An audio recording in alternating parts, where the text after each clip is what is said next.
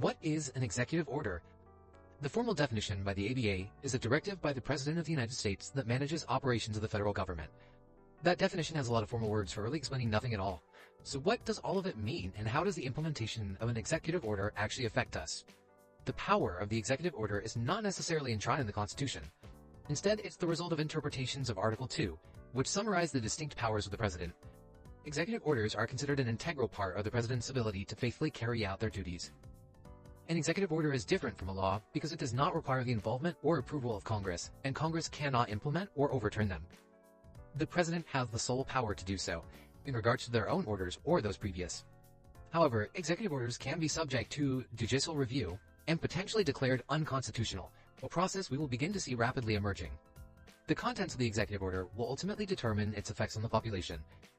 In 1979, President Jimmy Carter enacted an executive order that merged various existing disaster relief organizations under the banner of FEMA, the Federal Emergency Management Agency. In March of 2024, President Joe Biden signed an executive order to no longer consider the circumstances of Zimbabwe an emergency, as they had been in 2008.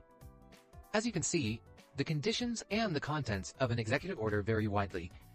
FEMA has been continuously evolved with the relief of disasters across the country. However, I'm sure many of you were unaware of the changes in designation of Zimbabwe, or in the least weren't directly impacted by it. The Federal Registry is available online and has a record of every executive order since 1937, if you want to look through a few of them.